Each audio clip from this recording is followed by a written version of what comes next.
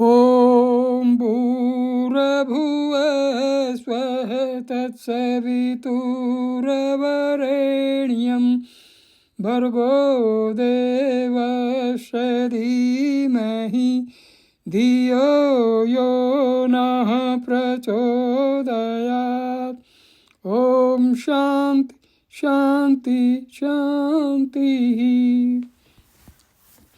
Namaste, my dear friends. In this video, I am going to explain the relation of soul, that is Atman, to God, as explained by Swami Abhedananda, a direct and close disciple of Bhagwan Sri Ramakrishna Paramahansa.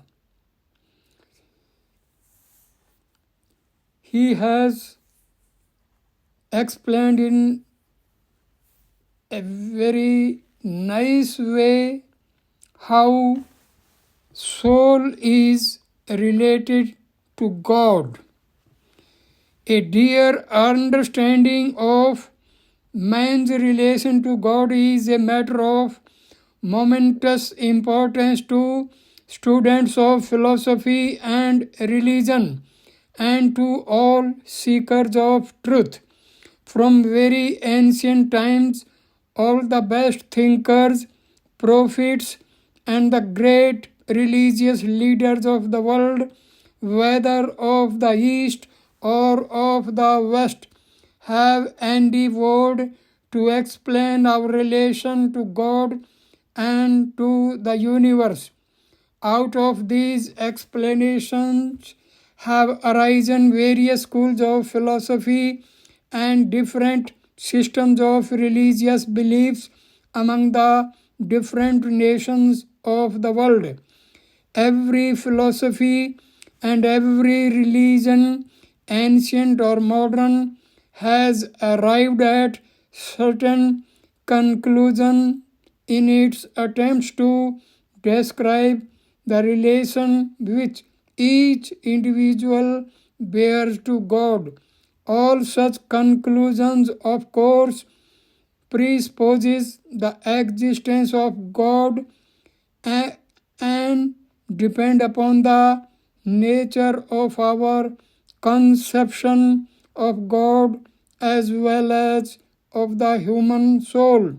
Those who deny the existence of God and hold that we are but mere accidental appearances in the mechanical process of the blind forces of nature which are acting aimlessly upon dead matter, think that it is a loss of time and waste of energy to discuss such useless and absurd topics. They would rather devote their energy in obtaining the best things of the godless world for the comforts of the soulless body. They do not believe in the existence of any such thing as soul, mind, or spirit apart from the functions of the body. When the body dies, everything comes to an end.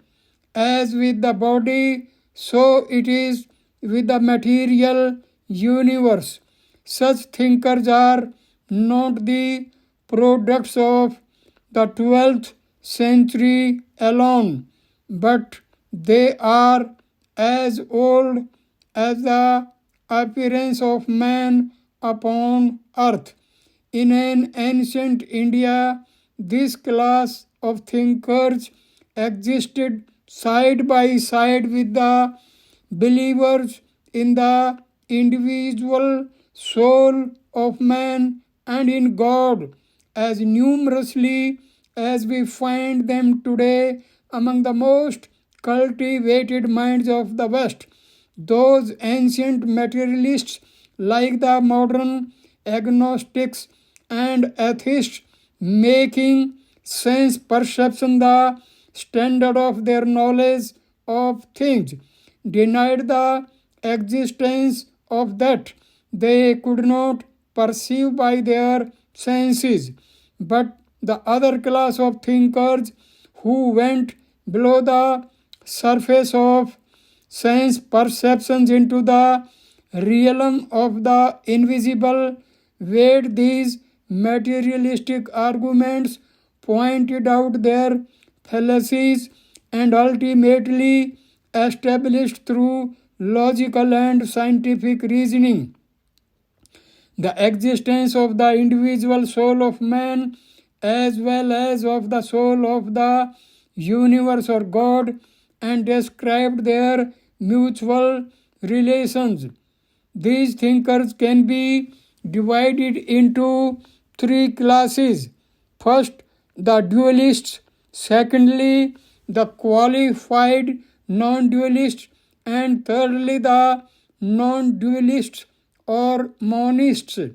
The Western dualists believe in an extra cosmic personal God who creates the universe out of nothing, fashions it, gives names to the phenomena, and afterwards governs it.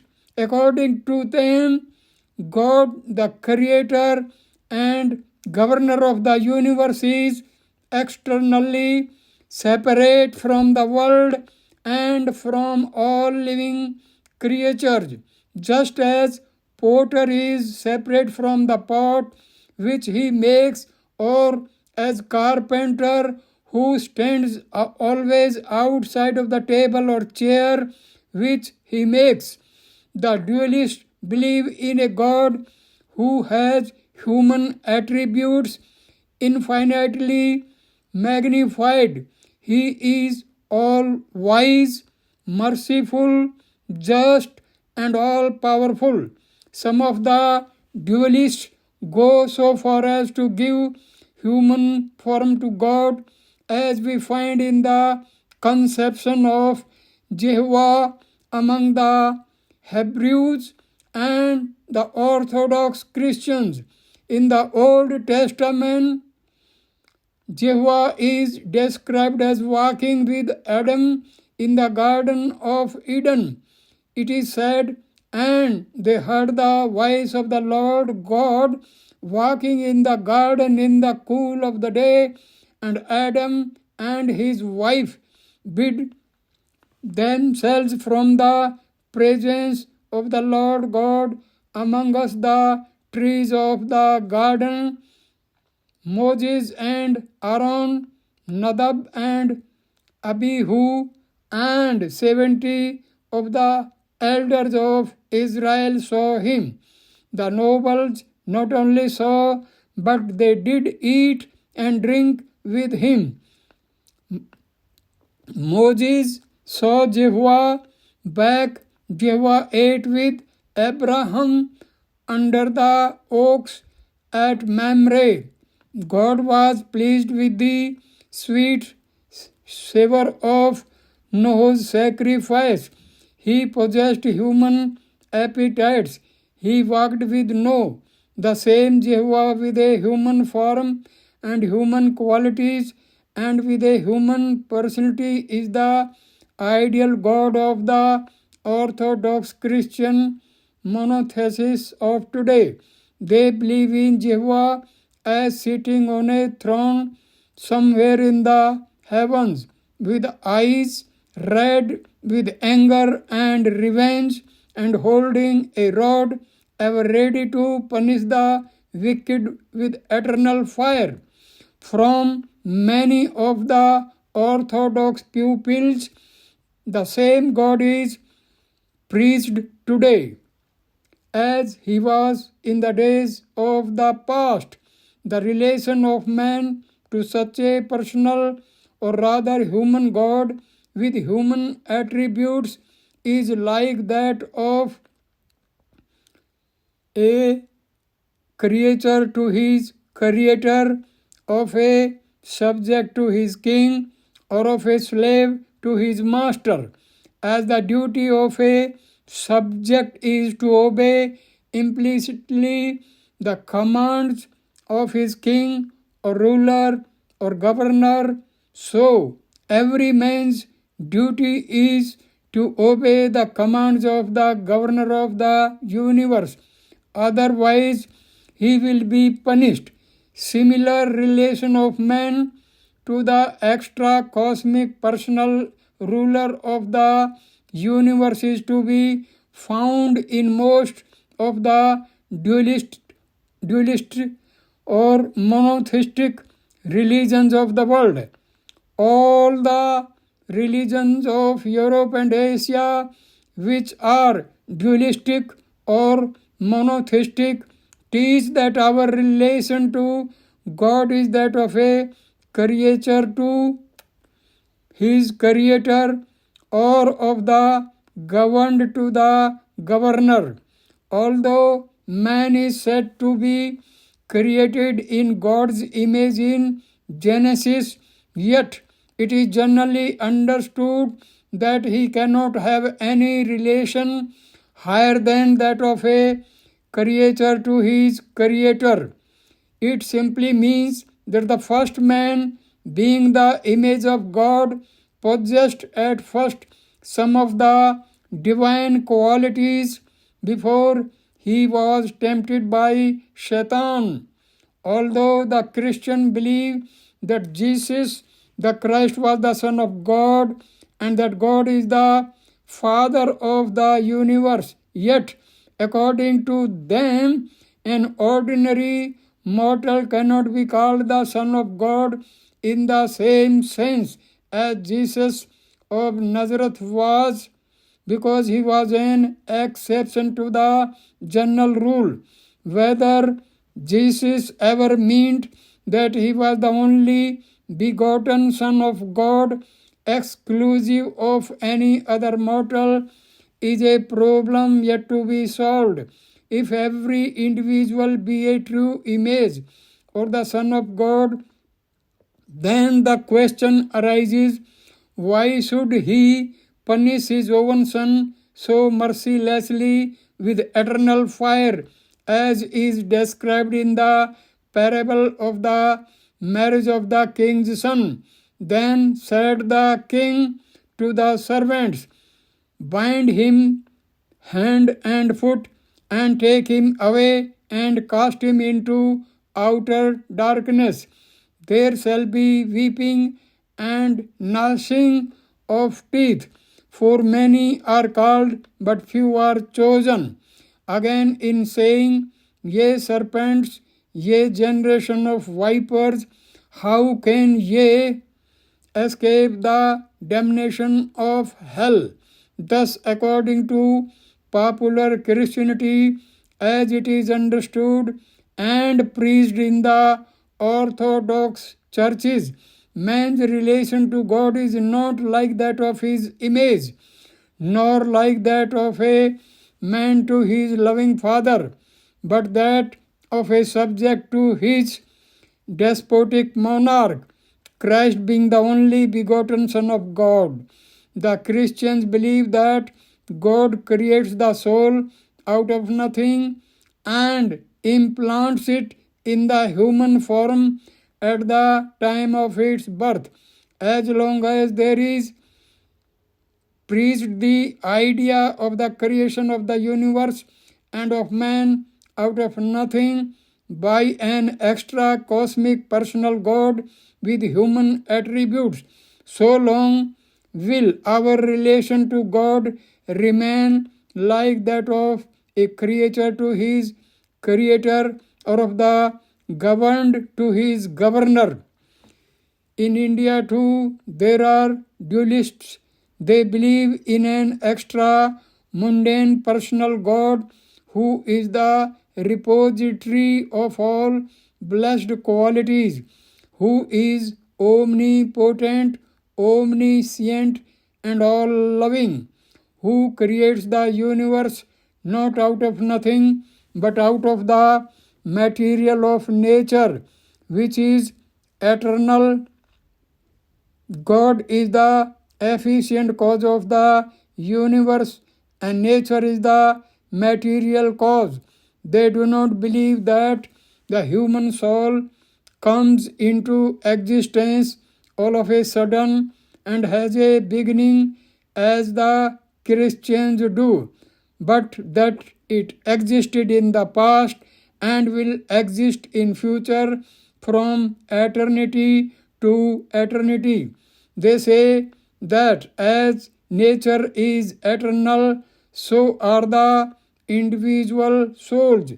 Each soul, after remaining potentially in nature for some time, comes out of the causal state at the beginning of a new cycle of creation or evolution and manifests in gross form one after another, going through the different grades of evolution according to its desires and tendencies until it reaches perfection. After reading the New Testament, one cannot get any definite conception of the nature of human soul nor of its destiny, but in the dualistic systems of India, one learns that the human soul is like an infinitesimal particle of nature containing the divine light of intelligence and divine power in an infinitely small degree, whose duty is to serve God through prayers, good deeds, good thoughts, and love. God loves all, and He can be loved in return. Those who worship Him through unswerving devotion and unselfish love obtain freedom from the dark side of nature, that is, from the bondages of ignorance, selfishness, suffering, misery, and all other imperfections. And after death, they live a life of bliss and perfection forever in the presence of the eternal personal God. This is salvation according to the dualists in India. They do not mean by salvation going to heaven, but on the contrary, hold that heaven is a realm where one goes to enjoy the results of one's good deeds, and at the end of such period of celestial enjoyment, one comes back to earth and is born again. Each soul is bound to attain this salvation sooner or later. Those who do wicked deeds reap dire results of their actions and thoughts, not by going to any place of eternal fire and punishment, but by being born again and again until they reach the state of spirituality, devotion, and righteousness. The monotheists in India do not believe that God punishes anyone, as He is the embodiment of divine love, nor do they believe in eternal suffering, nor any Satan or creator of evil, but they do believe in a temporary suffering of the wicked, which is the reaction of their own wicked acts. They do not blame God or charge Him with partiality. They do not blame Shaitan, but they take upon their own shoulders the whole burden of responsibility. These dualists believe that whenever there is life, there is the manifestation of the divine light of intelligence, however small it may be, however imperfect the expression of intelligence may be, from the minutest insects up to the highest gods. devas or angels or bright spirits. Each individual life is filled with a ray of that divine sun. They sometimes compare God with a gigantic magnet and the individual soul with the point of a needle and say, as a magnet attracts a needle, so the great God attracts the individual soul towards Him through love and magnetizes them as it were by His divine grace and power. Although they believe that each soul is separate from God and from other souls, yet its relation to God is like that of a ray to the sun, of a spark to fire. Their conception of the human soul is with attributes, with qualities and character, with mind, intellect, sense powers, and the finer particles of ethereal matter which give foundation to grosser physical forms. In short, it is the same as the individual ego, we call it, or the spiritual body as it is called in the New Testament.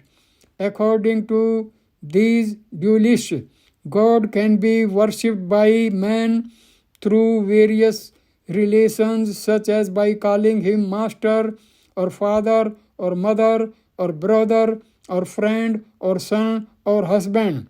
The relation depend upon the nature and characteristics of worshipper. Some like to think of themselves as servants of God, others as friends or brothers or sons. They say, as the same man in a household can be the master in relation to his servants, the father in relation to his children, a friend, a brother, or a husband in relation to his wife, so the same God can appear in all those various relations to different devotees according to their modes of thinking. Such is the conception of the individual soul and its relation to God according to the dualistic thinkers of India. Next to the dualistic conception of God comes that of the qualified non-dualist. These thinkers go a little deeper than the dualist.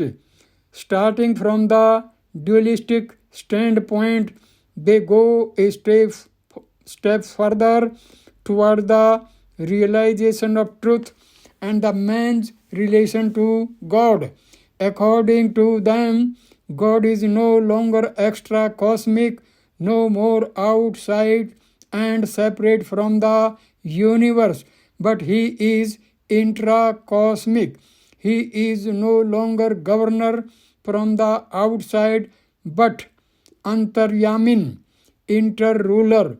He is immanent and resident in nature.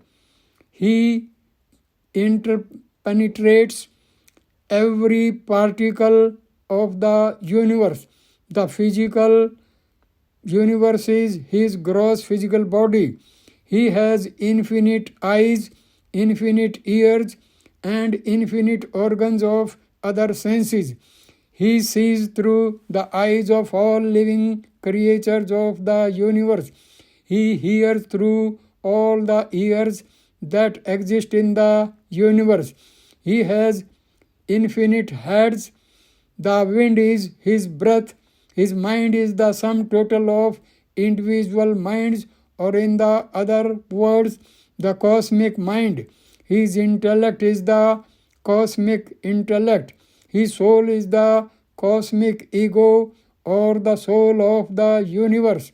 He is no longer the creator of the universe, or one who fashions the materials of nature and gives name and forms to the phenomena from outside like a potter or a carpenter.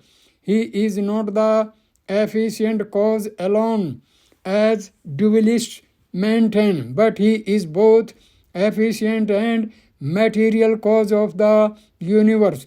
He creates, that is, he projects in the physical space the phenomenal form out of nature or divine energy which is in his body. He is the one living being in the universe. He is the one stupendous whole, and we are but parts. In that process of projection or evolution of nature, infinite numbers of individual souls which existed in his body from the beginningless past comes out on the physical plane, take forms, play their parts according to their desires, and fulfill the purpose of life by going through the process of evolution.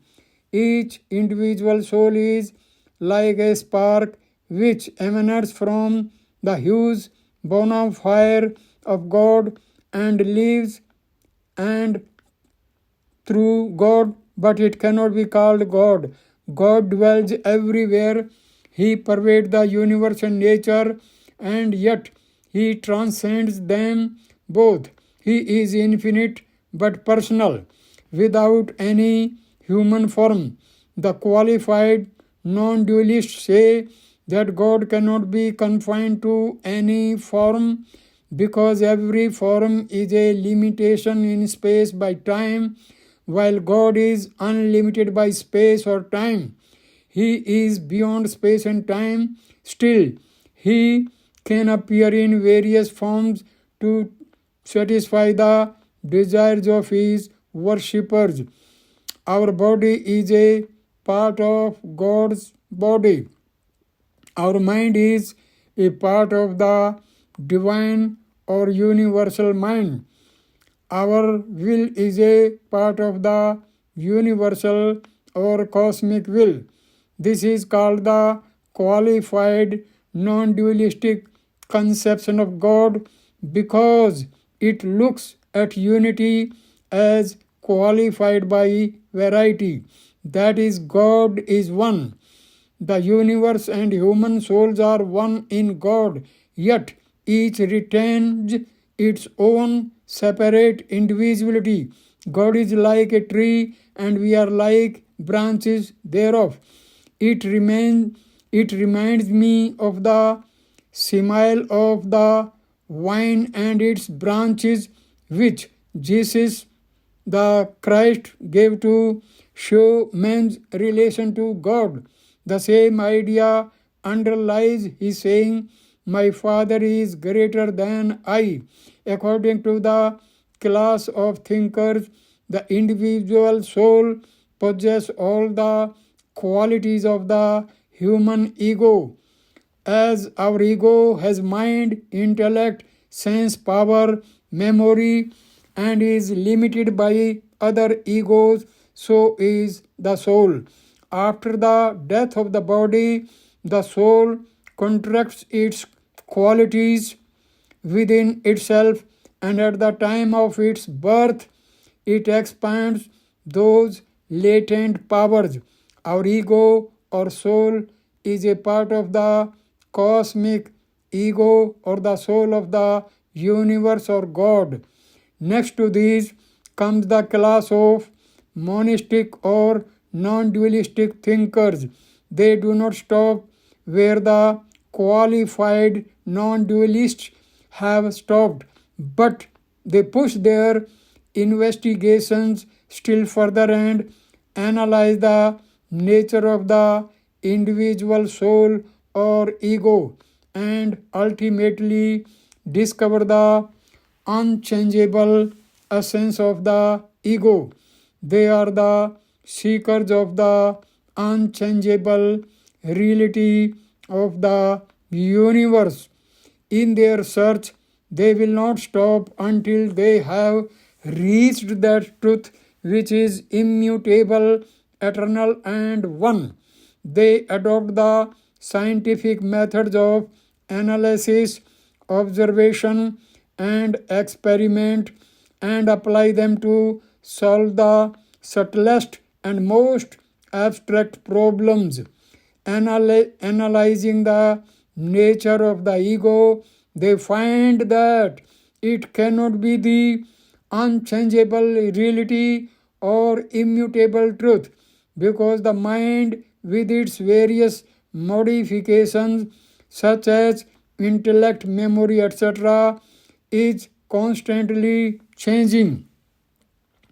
After patient research and continuous struggle to know the ultimate truth, these great monastic sages realized that the ego or the individual soul is nothing but a changeful receptacle of a still subtlest substance which is unchangeable and eternal.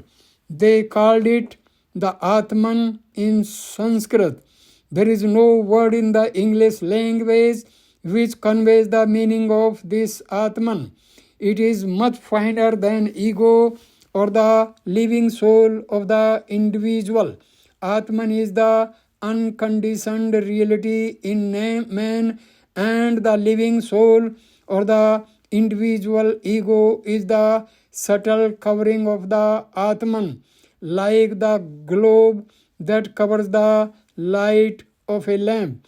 The Atman is not a part of the universal ego, but it is one with the unconditioned reality of the universe, which is called in Sanskrit Brahman, or the all-pervading spirit, or the absolute. Sometimes it is called Paramatman, which was translated by Ralph Waldo Emerson as Oversoul. It is the finer than the cosmic ego or God. It is sexless, neither masculine nor feminine. It is sometimes translated by the Oriental scholars as the self, but self is a confusing word. Some people mistake it for the Anglo-Saxon self, which acts and progresses, and which is another name for the ego. According to the non-dualistic conception of the true nature of man, the Atman or the self or the spiritual essence of man is the same as the Brahman, the spiritual or divine essence of the universe. The relation of the true nature of man to God is no longer like that of a creature to creator, nor like that of a son to his father, nor like that of a part to the whole, but it is absolute oneness on the higher spiritual plane. The Atman or the divine nature of man is the same as the absolute divinity of the cosmos. On that highest spiritual plane, there is no distinction, no idea of separation, no idea of creation.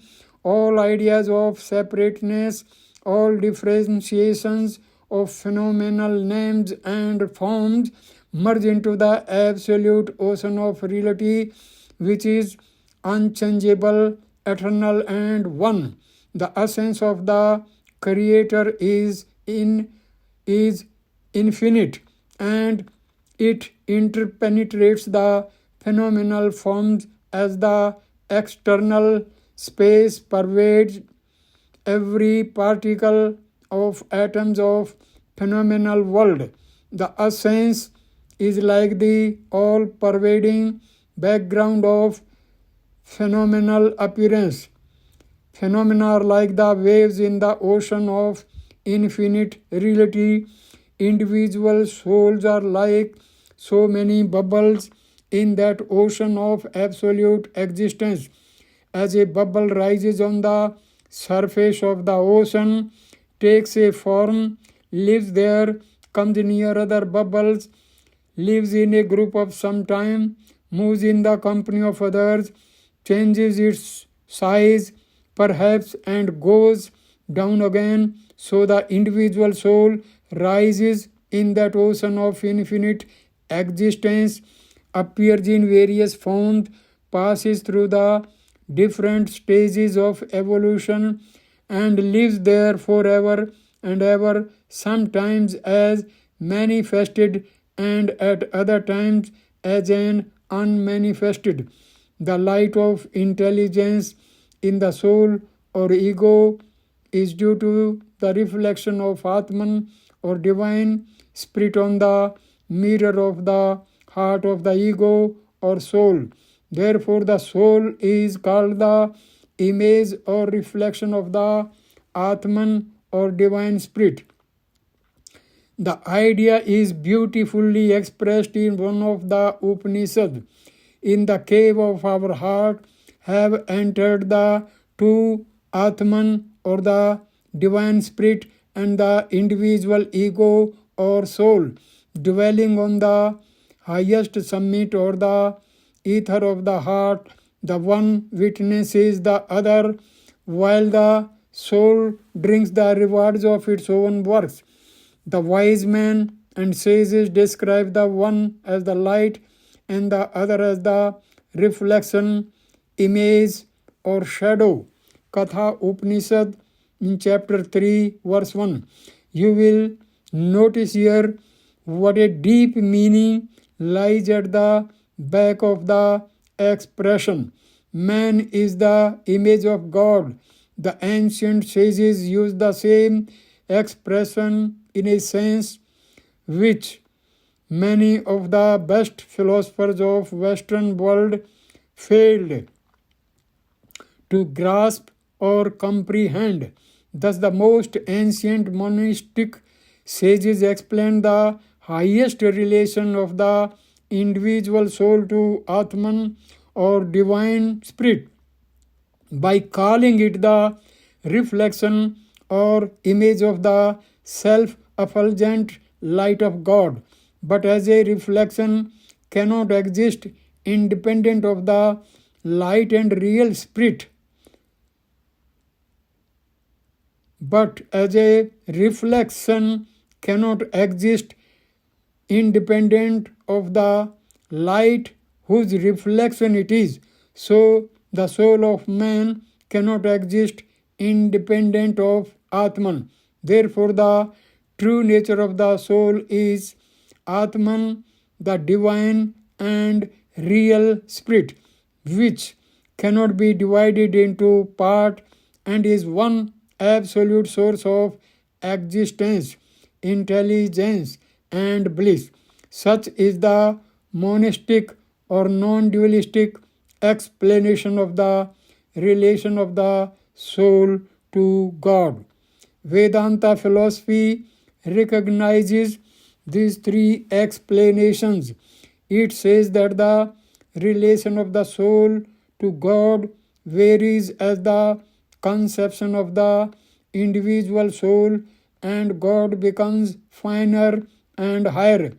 Starting from the gross form of body, when a real and earnest seeker after truth marches onward toward the absolute, he passes through all the intermediate stages until he reaches that state of divine communion where he realizes the oneness of the Atman or the true nature of man with Brahman, the cosmic divine essence or the absolute reality of the universe.